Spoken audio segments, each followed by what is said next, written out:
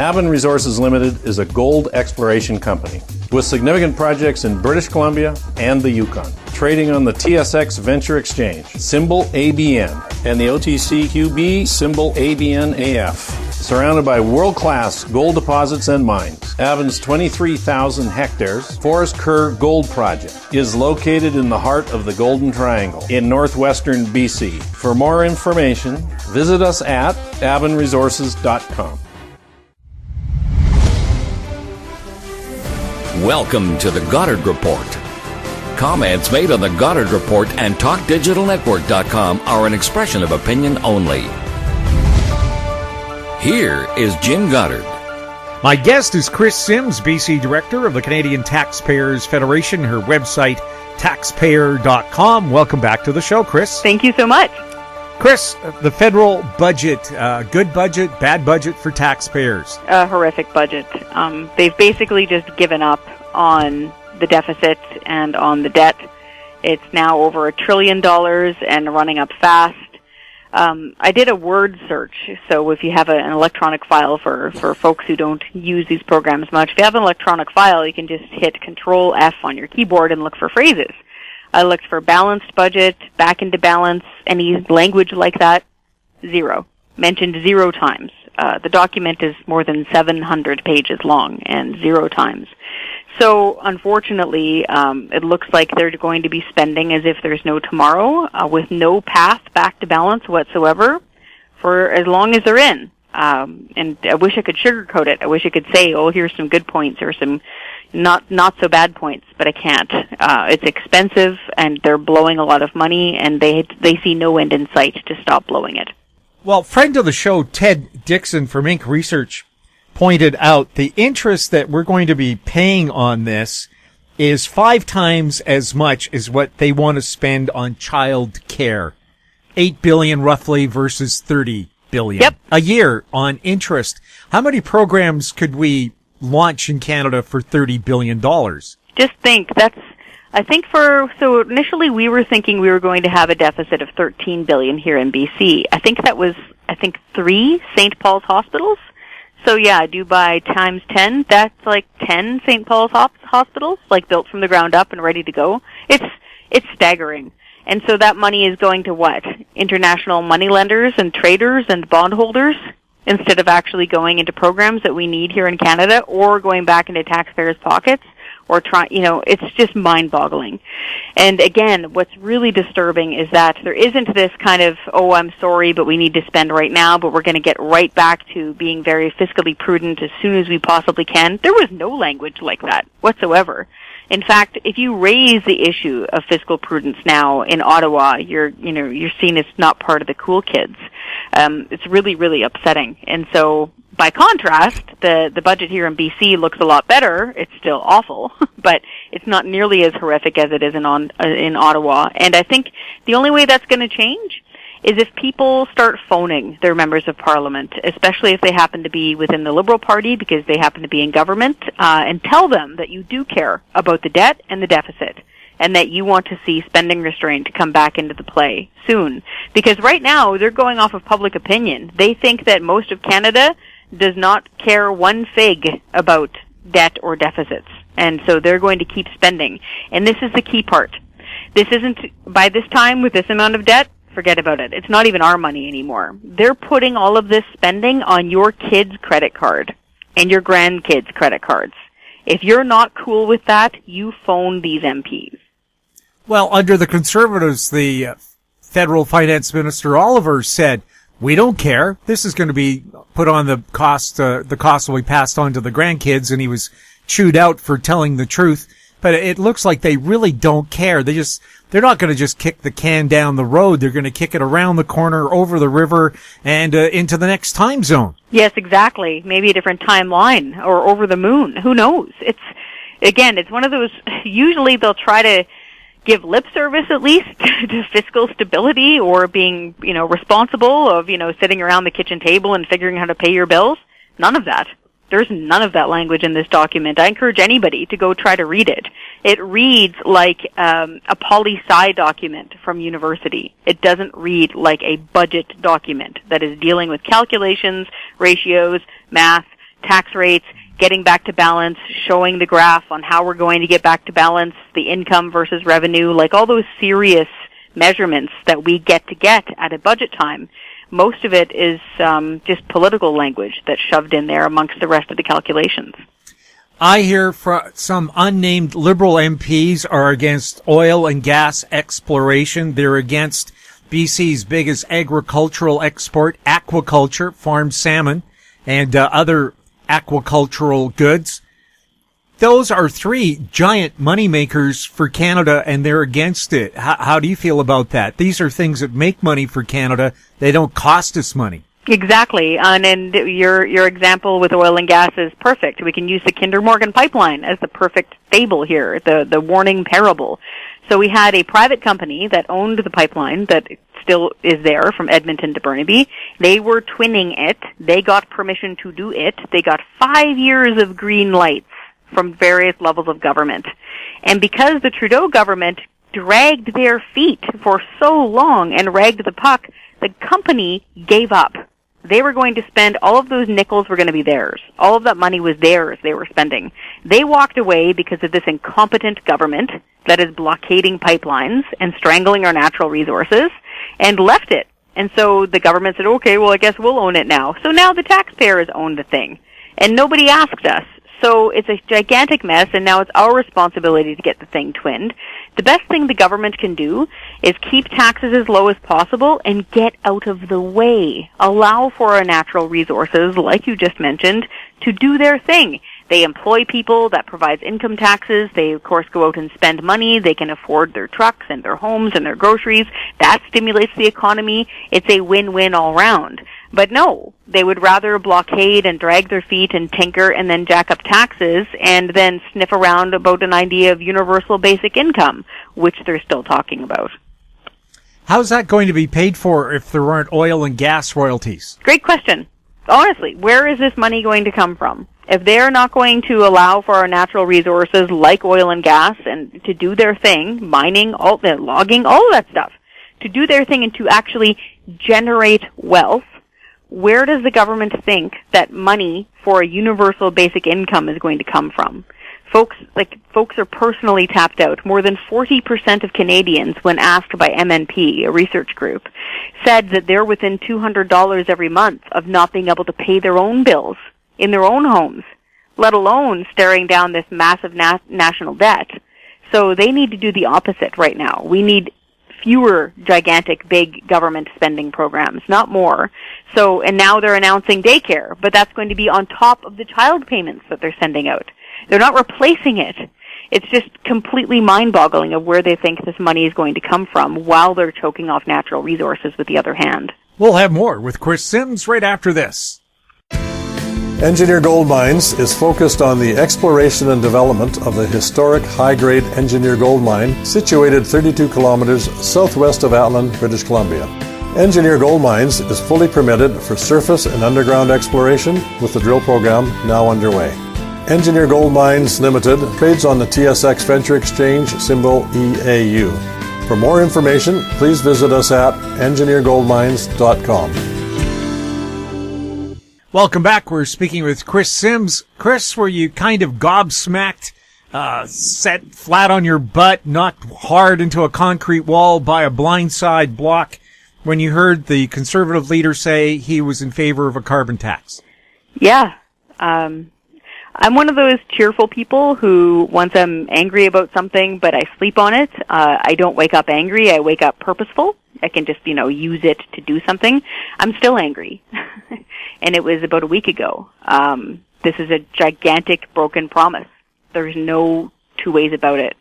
He said repeatedly during interviews, during chats with people, that he's against a carbon tax, he was going to scrap the carbon tax, and he wasn't going to put one of his own in. That is key. And here at the Canadian Taxpayers Federation, during leadership races, we often will ask candidates to sign pledges. So, things like balanced budgets or no new taxes, things like that. So voters have an idea of where these people sit when it comes to these issues. And so for the Conservative Party, we said, okay, fine. Carbon taxes are one of our platform planks here at the CTF. So we said, okay, I, fill in blank, will repeal Justin Trudeau's carbon tax and not put in a carbon tax of my own or a cap-and-trade scheme in the future, period. All of them signed it, including Erin O'Toole. And then apparently most of the MPs within the Conservative caucus found out about this on the news that morning. They weren't told at all. So not only did they go through the entire leadership race with one candidate saying, you know, I'm completely true blue and I'm going to scrap the carbon tax, and then all of them signed the pledge. Then they went through the convention, the party convention. That's where delegates, you know, show up, but they did it virtually.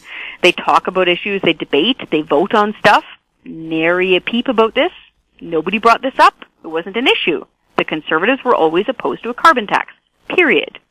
Then they had a conference called the Canada Strong and Free networking conference. It was formerly called the Manning Network Conference. They just had that the weekend before this announcement. And then, boom, by the way, we're going to have a carbon tax. And not just the one carbon tax. This is key. They're actually signing on to the so-called low-carbon fuel standard. We usually call it the second carbon tax here at the CTF. That's why gasoline here in BC is typically about 14 cents more per liter than in other parts of Canada, because we have that second carbon tax, but it's hidden. So they signed on to the BC version of that, which is even more expensive than Trudeau's that he was planning on implementing. So the new Conservative carbon tax, once it's fully up and running, is going to be 25 cents a liter. When you fill up a minivan in Surrey or Langley or Abbotsford during your commute, that's $18 just in this Conservative carbon tax. Or if you're filling up in Ontario, say Brantford or Ajax or any of those bedroom communities, and you've got, say you've got a light-duty pickup truck, you're a tradesperson, the 1500 series, that's going to be $30 per pickup truck. So this is completely mind-boggling, and it's a huge broken promise. And now there's no party you can turn to. I guess Max Bernier's People's Party of Canada wouldn't be in favor of these taxes. They say they're not. Again, forgive me if I feel a little burned right now. They say they're not. Apparently, Jay Hill is leading the Maverick Party, and he's a former member of Parliament with the Reform Party and then the Canadian Alliance. And he's out of northern BC, and he bounces back and forth between BC and Alberta. He says that he's going to get candidates running, is what he says that he's going to do. And they're apparently a lot of them are former Reform MPs. So they know how to get elected in the West. I don't know yet who or what. I'm not involved. But I was reading about it in a magazine. So apparently there are going to be a few candidates, at least out west out here, who are opposed to a carbon tax and who support pipelines and support oil and gas. And the other element, too, of this is a big head-scratcher, apart from the gigantic broken promise. Like blatant, I'm going to say it out loud with my face, on video, on camera, sign it right here, and then just turn around and do the opposite. Apart from that, the other crazy thing about this carbon tax that they want to do is, instead of giving rebates, so here in BC, most of us don't get rebates. If you're like an average income earner, most of us don't, because we're under a BC system. But in the rest of Canada, some Canadians do get some money back now under the Trudeau carbon tax. Now, we still don't think it's fair. We don't think it's neutral. Fine. But at least it's just cash back. Under the Conservatives' plan, when you spend this amount, $18 per minivan and $30 per pickup truck, those points earn you like O'Toole points or Conservative Green points on a card of some sort. And then you need to pick amongst government-approved green items from like a catalog or something. You don't get a rebate back. You get like green bucks back. It's mind-boggling. This is beer and popcorn on steroids. You probably remember back when Stephen Harper was running against Paul Martin. And the Liberals were saying we need a gigantic government-run official national daycare program. And the Conservatives were like, well, just give parents their own money back and they can choose what to do with it. Turns out it was taxable, but whatever. So that was the argument. Do we do big government top-down and build a system, or do we just give parents their own money back and let them do what they want? And a strategist with the Liberals famously said, we can't give parents their own money back because they might just spend it on beer and popcorn. That went over like a lead balloon. Now this is beer and popcorn on steroids. So some farmer in Brooks, Alberta, Instead of getting some of his money back while he's spending thousands to dry our grain and feed us, he gets to get an electric bike. It's just wild. Well, that's so helpful for rounding up the cows and bringing them in for milking. They respect people on electric bikes, which, of course, handle the terrain out in the ranch land, Sure. Or tow logs. Right. If you're a logger, just hook it up to your electric bike and see how you can pull a 10-foot diameter tree out of the woods. That's right. Maybe we can charge our trucks out on the ranch land, or if you're a tradesman, with solar panels. We'd have to leave them plugged in for a few months, but whatever works. And this is the thing. Just wait and see which companies are going to be able to get their stuff, their swag, put into these catalogs of government-approved items. Like, it's begging for corruption and for cronyism. This is just a terrible idea from every single angle. It won't work. It's a huge broken promise, and it's extremely expensive. Well, I live in a high-rise condo, and I can't imagine. What are they going to give me? Because I already have as many solar lights as you can put on a balcony. I have solar tiki lights, and the fire department actually arrived the other day because somebody thought they were real fires. Sorry, folks, they weren't, but the firemen got a good laugh out of it. So, apart from giving me some more solar lights for my balcony, what could they do to me to make me greener? Great question. Maybe you get a solar blender now. But this is the thing. Great question. So you're already, you're living that, low impact life, right? You're living in a high rise. You're in an ultra urban area, right? You're able to stay in your area. You're not going to be replacing your windows on your apartment. You won't be replacing the insulation in your walls. You can't install, I don't think, your own electric furnace, even if you could afford such a thing on the heat and the rate. Like, where is your rebate going to go, even if you were to get one? And we don't even know yet if BC is going to sign on to the Conservative idea. Right now, they've signed on to the Trudeau idea, which will take us over the cliff of $170 per ton by the year 2030. Oh, and this is the other catch. The Conservatives are now swearing, pinky swearing, that they won't boost the carbon tax more than $50 per ton. Believe that at your peril. We'll have more with Kris Sims right after this. Media recognition from Bloomberg, Reuters, recycling trade publications, patented process for 100% recovery of critical metals, including cobalt, lithium, nickel, manganese, aluminum. American Manganese is focused on recycling lithium-ion batteries for electric vehicles. American Manganese trades on the TSX Venture, AMY, the US, AMYZF, and Frankfurt 2AM. For more information, visit AmericanManganeseInc.com or phone me, Larry Ray, at 778-574-4444. Don't miss out. Stay informed. Receive the HowStreet.com weekly recap with thought-provoking podcasts, radio, and articles delivered to your inbox. Sign up for the HowStreet.com weekly recap on our homepage at HowStreet.com. Welcome back. We're speaking with Kris Sims. Kris, is the Air Canada bailout a good deal for taxpayers? We understand that companies, they say they want help, but right now, the way it's structured, it looks like they're playing favorites. If they were going to help all of the airline industry, like capital A airline industry, they should have done it all at once. And they didn't. So now it looks like they're playing favorites with Air Canada. There's two other elements of concern here. The second one is we're all now going to be bigger shareholders in Air Canada. And past has taught us that the government isn't great at running things, and they definitely don't know how to run an airline. So if we start playing a bigger, more decisive role with how Air Canada operates, that's going to go nowhere fast. They don't know how to do much. They definitely don't know how to run an airline. And the third really weird element is that the money was contingent on them purchasing new aircraft. Now, if they need new aircraft based on demand and volume and all that stuff, fine. But you need to be able to make a business case for it. You can't just randomly buy really expensive vehicles and not use them. So we're curious as to why that was part of the deal. Why did we force Air Canada to buy new planes that they may or may not need? If they need them, fine. But if they don't, why force them? And so the good element of it is that they're called loans. Now, in the past, we've handed out corporate welfare that were supposed to be loans, and they were never paid back. Hopefully, this is a different case. So at least they're calling them loans, and it isn't just a straight-up bailout. So there is some tiny silver lining to this. Kris, thank you so much for chatting with us. Thank you for caring.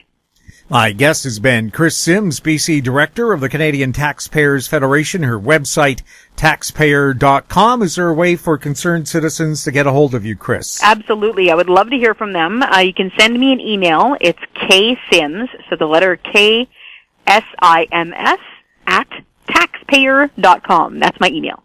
Or you can send them to info@howstreet.com and we'll pass them on to Kris. If you want to find us on Twitter, we're at Talk Digital Net. Our YouTube channel is Talk Digital Network. We're also on Facebook. I'm Jim Goddard. Thank you for listening.